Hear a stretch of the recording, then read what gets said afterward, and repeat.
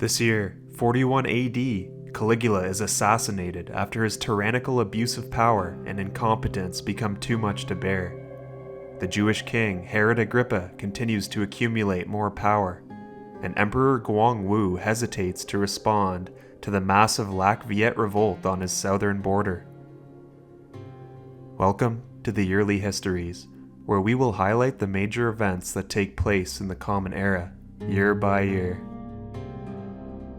Last year, we saw Caligula provoking and alienating every group in Roman society, the death of the cruel King Artabanus II of the Parthian Empire, and the Lac Viet tribes under the leadership of the Trung sisters rebelling against the Han dynasty.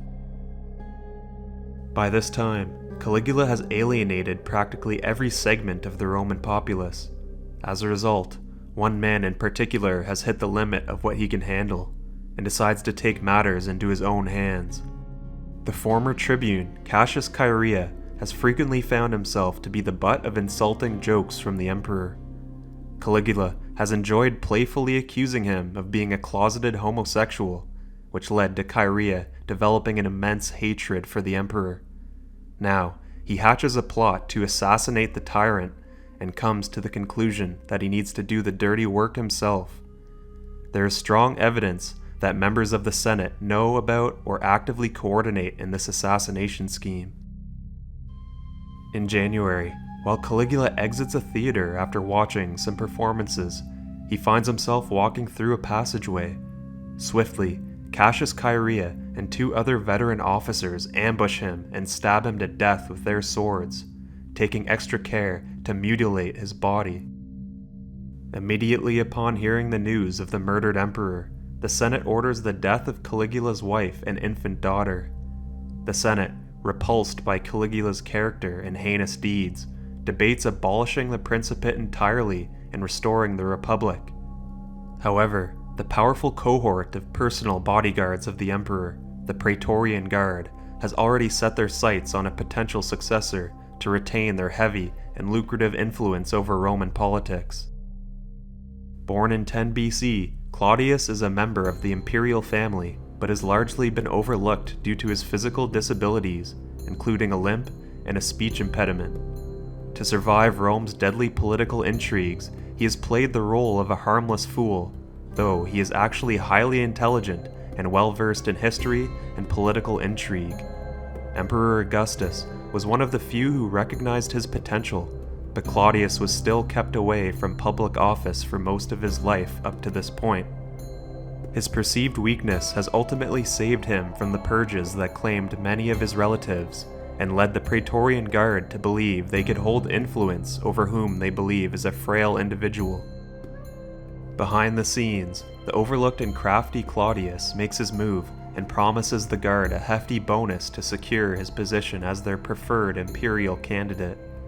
After a night of negotiations with the reluctant Senate, which lacks the military support to enforce its will, the Praetorian Guard successfully broker a deal to have Claudius declared the new emperor of Rome. Shortly after the assassination of Caligula, Germanic tribes launch a surprise attack into Roman territory from Germania. The incursion is likely an opportunistic move, as they see Rome being momentarily destabilized due to the transition of power from Caligula to Claudius. The culprits of this raid are likely the Chauci, or Catti people, but their assault is stopped by the Roman legions stationed along the border. Claudius swiftly orders the frontier to be secured and the region to be reinforced to prevent further incursions. Now we have to introduce the young wife of the new emperor. Valeria Messalina is the third wife of Claudius and currently in her early 20s, whereas Claudius is now 50 years old. The sources depict Messalina as ruthless, promiscuous, and highly capable of deceiving her husband, who seems to be unaware of her adultery. This year, Messalina persuades Emperor Claudius to exile the philosopher Seneca the Younger to the island of Corsica, accusing him of adultery with Julia Livilla, Caligula's sister. Seneca the Younger is the son of Seneca the Elder, the Roman rhetorician who died in 39 AD. The charge is likely politically motivated, as Messalina sees Seneca as a potential rival and seeks to eliminate threats to her influence. In religious affairs, Emperor Claudius issues an edict restoring religious freedom to Jews across the Roman Empire, reaffirming their right to practice Judaism without persecution. However, he forbids Jews in Rome from proselytizing, likely to prevent further conflicts between Jews and non-Jews, as tensions had risen under previous emperors. This decree is part of Claudius's broader efforts to maintain stability while balancing Roman tolerance with concerns over religious disputes. The new emperor also makes some significant changes to Roman rule in the Levant. Caligula's former ally, Herod Agrippa, has demonstrated loyalty to the new emperor, and in turn he is rewarded.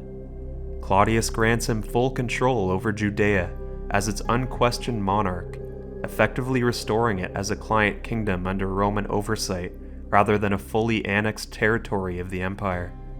Herod Agrippa, a devout Jew, aims to strengthen his rule by aligning with Jewish religious leaders upon his return to Jerusalem.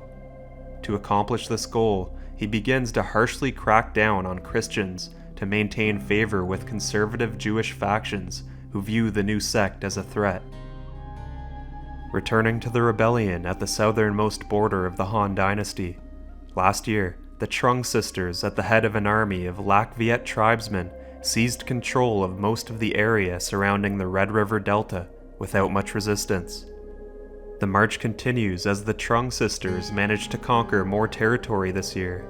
Even with this concerning rebellion growing in size by the week, Emperor Guangwu is hesitant to respond with his imperial army, which is still battered from dealing with a decade and a half of civil war. Now it's time for In Memoriam, where we look back on the lives of prominent figures who died in the year. Caligula, born Gaius Julius Caesar Germanicus, became the third Roman emperor in 37 AD after the death of Tiberius. Initially popular for reversing Tiberius's harsh policies, his rule soon turned tyrannical, marked by extravagance, cruelty, and erratic behavior. He declared himself a living god, spent lavishly on spectacles, and allegedly planned military campaigns that bordered on the absurd, such as ordering his troops to collect seashells as spoils of war.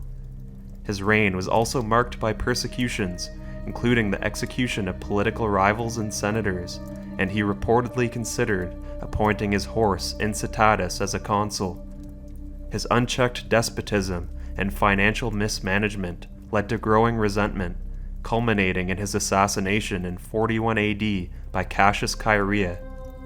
Despite his short reign, Caligula is sure to leave an enduring legacy as one of Rome's most infamous figures.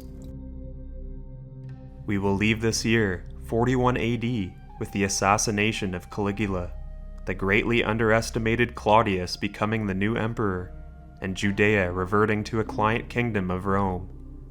If you enjoyed this video, please like and subscribe to be notified when the next iteration of the yearly histories will be released. Thanks for watching, and I will see you next year in 42 AD to continue the fascinating stories of the world of antiquity and cover its major events.